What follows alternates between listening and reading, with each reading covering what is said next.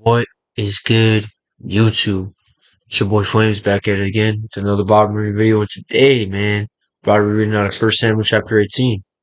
In the last chapter, we read the story of David and Goliath, and now, we're about to see kind of like a little bit of the aftermath of what happened, after they drove out the Philistines and David slayed Goliath with a slingshot in front of everybody.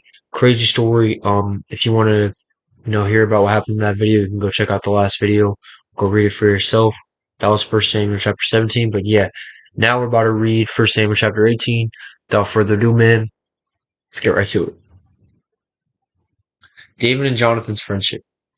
As soon as he had finished speaking to Saul, the soul of Jonathan was knit to the soul of David, and Jonathan loved him as his own soul. And Saul took him that day and would not let him return to his father's house. Then Jonathan made a covenant with David because he loved him as his own soul. And Jonathan stripped himself of the robe that was on him and gave it to David, and his armor, and even his sword and his bow and his belt. And David went out and was successful whenever Saul sent him, so that Saul set him over the men of war. And this was good in the sight of all the people and also in the sight of Saul's servants. Saul's jealousy of David. As they were coming home when David returned from striking down the Philistine, the woman came out of all the cities of Israel singing and dancing to meet King Saul with tambourines, songs of joy, and with musical instruments. And the women sang to one another as they celebrated. Saul has struck down his thousands, and David his 10,000s. And Saul was very angry. This saying displeased him. Prideful, right? Pridefulness, right there. They're they're glorifying Saul by saying this. They're just saying that David is exceedingly greater than him, essentially, right? And instead of being thinking positively, that these people are, glorifying him and, accepting that and just being like, man, that's kind of cool, it's cool that they're honoring me, David, like that. The fact that they are insinuating that David is greater angered him, which is, prideful, right? Um, okay. Um, and Saul was very angry, and this saying displeased him.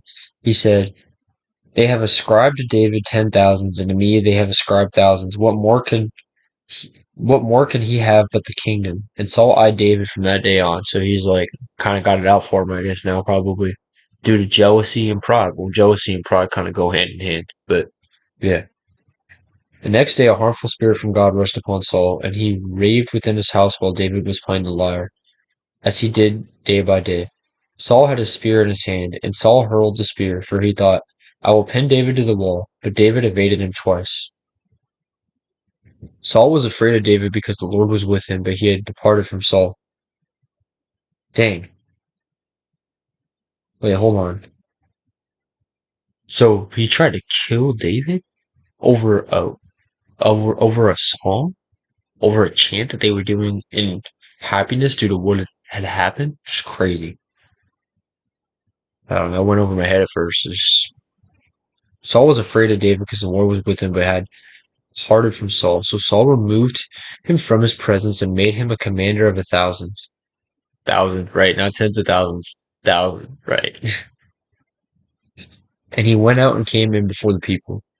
And David had success in all his undertakings, for the Lord was with him. And when Saul saw that he had great success, he stood in fearful awe of him. But all Israel and Judah loved David, for he went out and came in before them. David marries Michal. Then Saul said to David, here's my elder daughter Merab. I will give her to you for a wife. Only be valiant for me and fight the Lord's battles. For Saul thought, let not my hand be against him, but let the hand of the Philistines be against him. And David said to Saul, who am I, and who are my relatives, my father's clan in Israel, that I should be son-in-law to the king?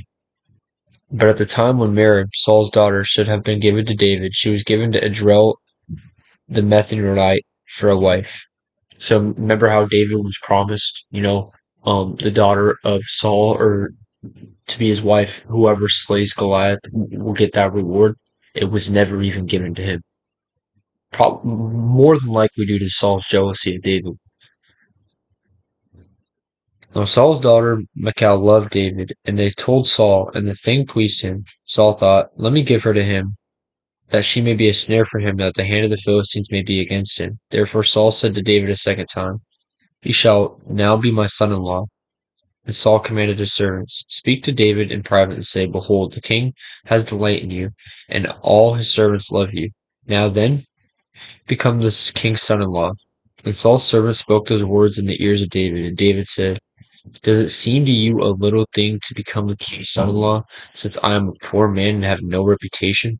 And the servants of Saul told him, Thus and so did David speak.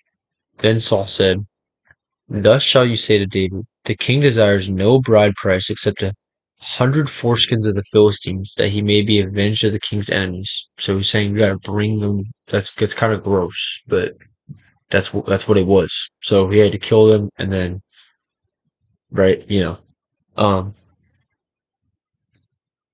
Now Saul thought to make David fall by the hand of the Philistines. So he did this basically so if David had to go out and do this, he was like, oh, hopefully David gets killed. Crazy, bro. This all rooted from a song. Crazy, bro.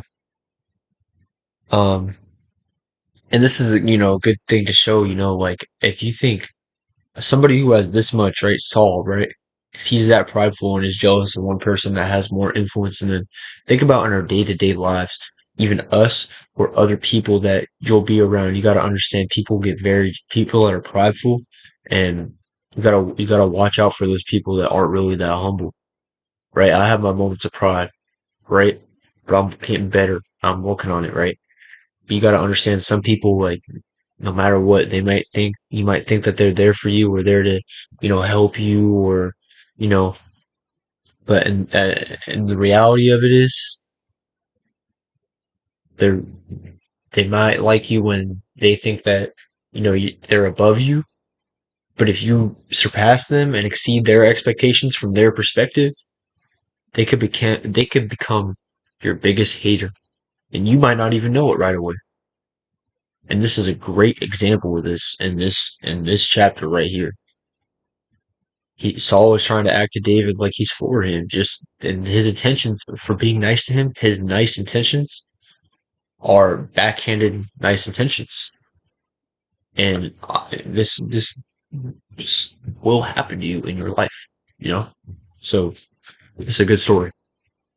Um, okay. Now Saul thought to make David fall by the hand of the Philistines, and when his servants told David these words, it pleased David well to be the king's son-in-law before the time had expired.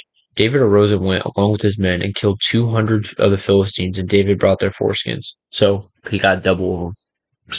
Instead of 100, he got 200. Um, which were given in full number to the king, that he might become the king's son-in-law. And Saul gave him his daughter Michal for a wife. But when Saul saw and knew that the Lord was with David, and that Michal, Saul's daughter, loved him, Saul was even more afraid of David. So Saul was David's enemy continually. Then the commanders of the Philistines came out to battle, and as often as they came out, David had more success than all the servants of Saul, so that his name was highly esteemed. So, no matter what, bro, God is with David. He's anointed, bro. There's nothing you can do, right? And he's sitting there. He's frustrated. There's nothing he can do. And the next chapter is called Saul Tries to Kill David. So you can see that the jealousy is going to get to a breaking point. But yeah, that is the end of today's video. Tomorrow we're about to read, chapter 19, chapter 20. Really appreciate y'all for watching. Thank y'all so much, and I appreciate y'all's continued support. And yeah, I'm gonna catch y'all tomorrow. Love y'all. God bless y'all. Peace.